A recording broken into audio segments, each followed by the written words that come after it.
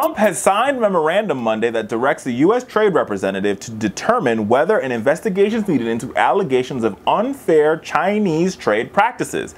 Shortly after Trump signed the directive, the Trade Representative's office said he will launch a probe and, if it's needed, take action to preserve the future of U.S. industries. The move represents the first step in a process that will allow Trump to impose tariffs on Chinese imports or other punishments on trade action. This is just the beginning, Trump said at the White House on Monday. We will defend our workers. It's Trump's latest warning to China on trade, and it comes the same week the administration is officially beginning renegotiations of NAFTA, the free trade deal between the U.S., Mexico, and Canada. The new order focuses specifically on alleging that Chinese theft of U.S. intellectual property, a complaint expressed by a wide array of U.S. corporations that do business in China. China is accused of trying to take shortcuts by spying, hacking, or forcing companies to hand over their intellectual properties, such as patents, on software products. Chinese law requires foreign firms in some industries, such as energy and auto, to form joint ventures with local partners, which often result in transfer of technology to Chinese companies. It goes further. Make sure I got it all. The Trump memorandum comes as his administration also seeks cooperation with Chinese President Xi Jinping on North Korea's ongoing missile threats.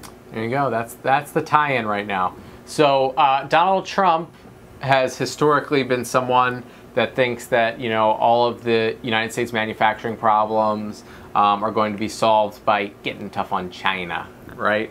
Like, and here's the thing. I mean, I am furious at this president, and I think this president has absolutely no credibility and no standing, and I think he's mentally unfit to be president of the United States. That's what they said when he was running for president. Period.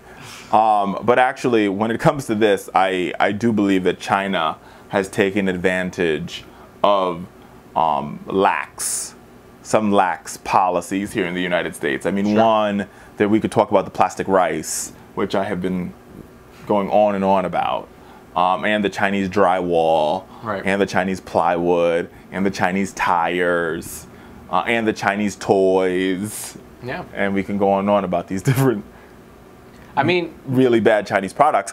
But to some extent, I think that China is taking advantage of the American worker. Now, do I think that Donald Trump's going to be the guy to nab the Chinese? are they taking, well, here's my question. Probably not. Are they taking advantage of the American worker, or are they taking advantage of the American corporation? Because I do feel like there's a difference between that. Well, I think the American corporation, let's be very clear, I think you're right. I think the American corporation has been taking advantage of the American worker for a very long time. Therefore, through the transitive property, China's also taking advantage of the American worker. But I think the American worker has been being taken advantage of by the American corporation, right, way before the Chinese got involved. Exactly.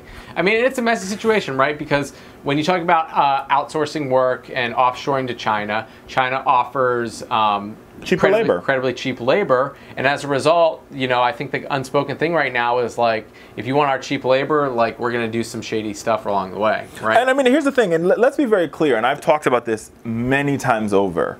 Watch the Chinese, because the Chinese, they are dead set on being the new world leaders, and they want to create a new world order of the likes we have never seen before. And they're not, and they're, to quote Donald Trump. No, and rightfully so. And look at their actions. So the Chinese they're getting ready to close a new trade deal with Mexico, right? And the foreign direct investment that they are pumping into the third world is unseen. Right. I mean, I just came back from Africa in November, and the money that they're pumping into Mozambique, and the money that they're pumping into Tanzania, and the money that they're pumping into these African countries, it's billions and billions and billions of dollars of FDI. Like to the point where they own every corner store in Mozambique. It's owned by the Chinese. Yep. And every hotel. And you're asking yourself, like, you walk into the, like, I walked into they call it the Chinese hotel in Mozambique. I don't know what the real name of it is. But you walk in, and I asked the guy, like, how many rooms are in here? He's like, oh, we have 800 rooms. I'm like, why do you need 800 rooms? And he's like, oh, you know, growth potential. And I'm like, who's going to be staying in here? Jeez. And you're like, and then you hits you. Oh, the Chinese. Like, they're building out for what will be their future growth, their future FDI. And so we could sit here and we can have these trade wars and this bickering about, you know, how they're, you know, fooling with our products. Meanwhile, back at the ranch, you're like, okay, whatever. You could get us on this. We're spending billions of dollars, trillions of dollars throughout the world. When the money's coming back to China, we're just pushing it right back out. Yeah.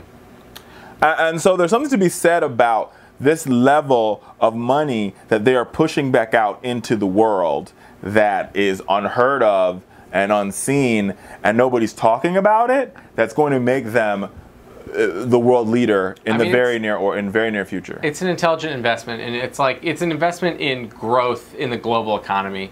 Whereas obviously under Donald Trump right now, like we're almost retreating in on ourselves. Of course. For some reason, he thinks that like we can continue to grow without the rest of the world being involved at all.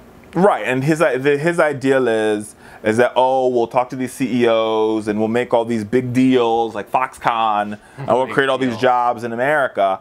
But he's forgetting the fact that anybody who knows anything about bare basic economics knows that economies go through waves. So first you're a farming rural economy, then you shift, you become manufacturing, and then you shift, then you become services, then you shift, and then you shift, and you go through these different phases. We have reached the next phase. Right now, we are in this phase where we should be investing, right? And we should be retrofitting our people for technology, and we should be sending some of our workers abroad to train other workers. We should be making major investments abroad, and that's what we're not doing. Right, and we should be training our workers to be able to do the work, to train other people abroad, and that's what we're not doing. Yeah, we're just like we're gonna be on this island, and if you want to come hang out with us, you gotta. There's gonna be an island full of white supremacists and Donald Trump. That's probably what he wants, right? Yeah, they said they want. I mean, according to Richard Spencer and the people who are, you know, his base, his 30. I think we're at 30. Excuse me. I think his polls just numbers went up. Yeah. So it's 36% now. It was at 34 last week. He gained 2%. He gained 2% from that press conference? No, I haven't seen it since the press conference. But the 33% of Americans, they're going to have their own little place. I think they're going to move to Montana or something. Yeah, well, maybe they could just, Montana, they could go. I mean, it's very clear. I mean, I know this is a total shift from China.